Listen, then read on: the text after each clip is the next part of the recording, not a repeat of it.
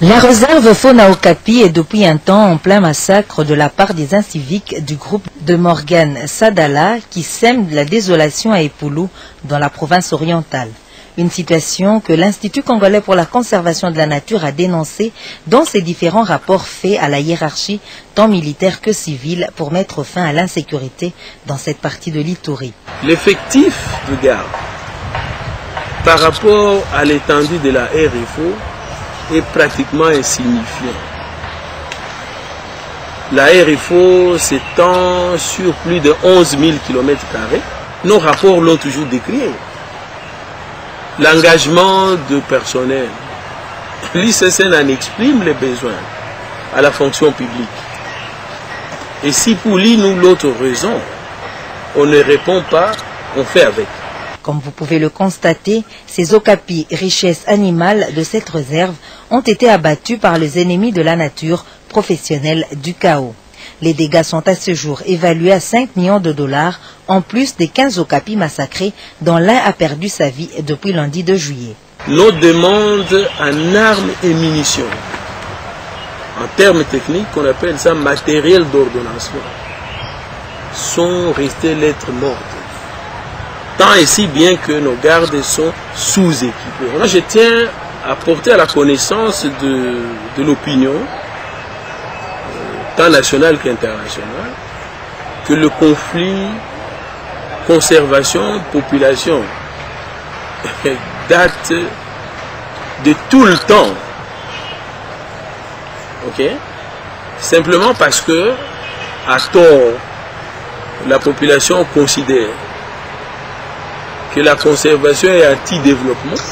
Nous avons élaboré toute une stratégie nationale de la conservation communautaire. Et conservation communautaire dit simplement développement d'une part, éducation et sensibilisation de l'autre. Développement, nous trouvons des activités alternatives et nous sommes dans la région plus que quiconque des acteurs de développement. La capture d'un okapi, selon les estimations, va jusqu'à 500 000 dollars américains.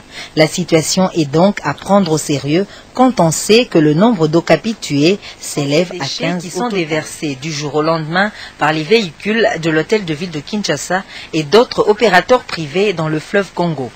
Ces dépotoirs des immondices sont à la base de plusieurs conséquences écologiques qui entraînent plusieurs maladies exposant les populations environnantes. Des sources sûres, il est révélé que 3 enfants d'une même famille sont morts à Kingabois dans la commune de Limete de suite du déversement de ces déchets et autres métaux dans un dépotoir tenu par une dame qui bénéficie de la complicité de certaines personnalités du pays.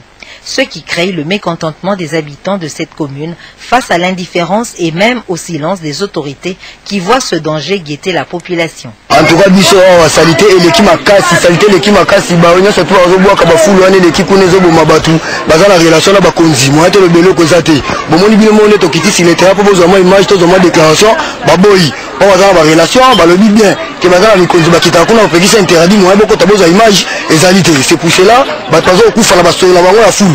Bio azo aboa que la biso to éviter. To éviter quand nzela ma ezo le kate ma ekanga place mo comme ko to mandaku ti bana ba komi ko bela ba to ko kufa. Bon, salitaire nezali mabati motatia full naye mabati yende motatia full naye a biso to lobaka lisute azali kaka mwana ya biso awa alobi moto ambongo aza moninga na hote ya aza na connaissance ya bakonzi baza ko bwakila biso full tina minoko ya porte na biso ya ndaku bana baza ko kufa lokola dernièrement pembeni wana bana bauti ko kufa bibeme misa tombala moko balobi ke ya aza moto ambongo moye baloba te si bolobi ba soda ba ye ba ko kanga bino ba ye ko menacer bino toza ko lia na ba full toza ko mena na ba full makamu to na ba full ko lia biloko boy banzinzi batondi. Intérêt humain oblige, le ministre de l'Environnement doit veiller à ce que l'ordre soit rétabli, surtout que les députés nationaux sont déterminés à ne pas se laisser faire et comptent interpeller Bavon Samputu et Lima si rien n'est fait. La cité du fleuve où sont érigés des immeubles pour changer l'image de ce coin de la capitale est dans cet état piteux. En cette période de la révolution de la modernité et dans la lutte contre l'insalubrité, selon le programme du gouvernement, l'heure est à la prise des décisions pour dire non à ce jour à ce comportement. Pour la stabilisation en RDC décline toute responsabilité au sujet du mail qu'aurait envoyé un fonctionnaire de cet organe des Nations Unies au cardinal Mosengo, comme l'avait si bien indiqué le pasteur président de la CENI au cours de son intervention du lundi dernier du haut de la tribune à la chambre basse du Parlement. Madno Djmounouba et les porte-parole civils de la MONUSCO qualifient la fameuse correspondance des personnels et révèlent que les 10 fonctionnaires cités par Daniel Ngoï-Mulunda n'est plus à la MONUSCO. Par ailleurs, le Conseil de sécurité qui proroge les mandats de la MONUSCO jusqu'au 30 juin 2013 demande instamment à la RDC de poursuivre son action contre les M23 qui, selon le porte-parole militaire Félix Prosper Basse, continuent à maintenir leur position à Tchanzu, Bouzi et Runyoni. Dans l'entretemps, la MONUSCO fait savoir quant à son nouveau mandat qu'au terme de la résolution 2053 adoptée à l'unanimité par le Conseil de sécurité, il sera question de la protection des civils, la réforme du secteur de la sécurité, entendez par là la lutte contre la mutinerie du mouvement M23, ainsi que des futures élections provinciales et locales.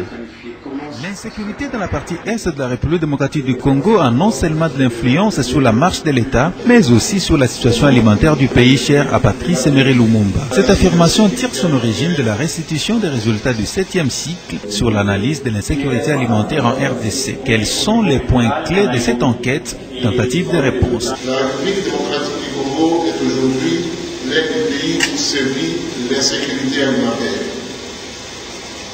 Il est de notoriété que l'insécurité alimentaire chronique touche une bonne frange de la population congolaise. Ceci étant, une bonne analyse de la sécurité alimentaire de chaque province en particulier et de tous les pays en général est d'une importance capitale pour bien comprendre la problématique de la sécurité alimentaire des divers groupes de population. Quelles sont les pistes et solutions préconisées par la FAO pour renverser la donne? Les chargés de la sécurité alimentaire de ces structures onisiennes précisent. Ce qu'il faut faire, la première des choses, c'est que les affrontements qu'il y a dans les différents territoires puissent cesser.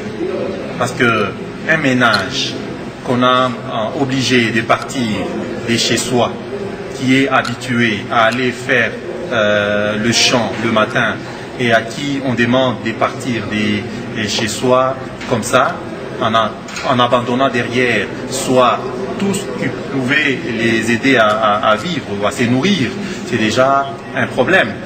Donc il faudrait en priorité que les affrontements puissent cesser dans les différents territoires où il y a des difficultés dans ces sens. Dans les lots de recommandations, la FAO propose la formation des analystes provinciaux et territoriaux, l'organisation des ateliers provinciaux ainsi qu'une large diffusion des analystes IPC pour les prochaines étapes.